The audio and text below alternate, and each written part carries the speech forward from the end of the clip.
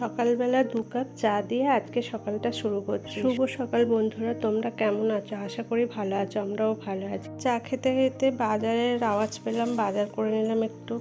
তারপরে কুমড়ো, বরবটি, কাঁচা লঙ্কা, তারপর পেঁয়াজ, টমেটো, পটল আর পাট শাক।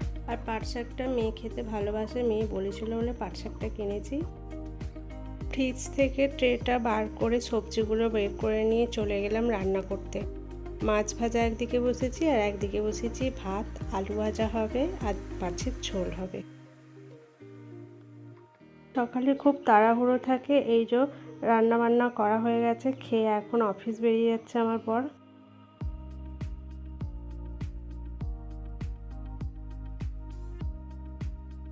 তারপরে বাসি ঘরগুলো ঝাঁট দেওয়া হয়ে গেছিলো, তার সত্ত্বেও বিছানা গোছানোর পরে সব কাঁচা বেরিয়েছিল, এই যে কাঁচাগুলোকে নিয়ে রাখলাম, রেখে আবার ঘরগুলো পরিষ্কার করে ঝাঁট দিয়ে দিলাম।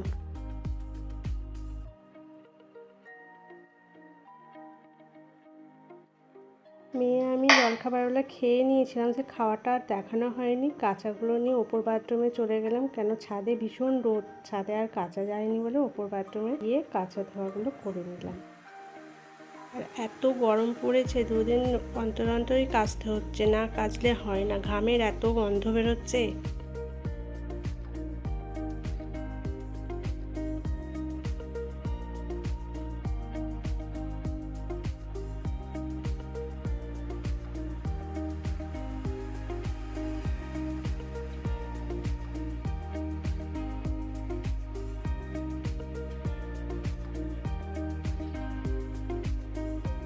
ছাদে মেলতে গেলাম, দেখছি ফেনা বেরোচ্ছে, আবার ছাদের কলটা চালিয়ে দিয়ে ভালো করে জামা কাপড়গুলো ধুয়ে নিলাম, তারপরে জামা কাপড়গুলো মেলে দিলাম।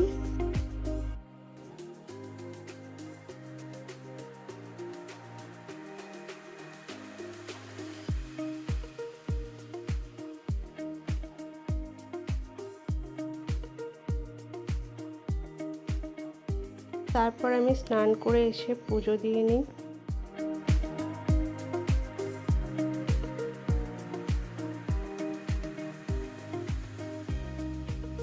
তারপরে মেয়ে একটু মাচা খেতে চাইলো, মেয়ে আর আমি একটু মাচা খেয়ে নিচ্ছি।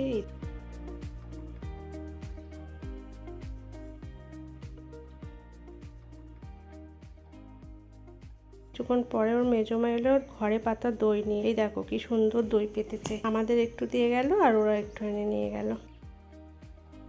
তারপরে দুপুরে খাওয়া দাওয়া করে একটু শুয়েছিলাম, বিকেলে আবার সব শুকিয়ে গেছিলো, সেগুলোকে তুলে নিয়ে এসে ভাঁজ করে পরে দেখাচ্ছি তোমাদের ঘর গোছানোটা।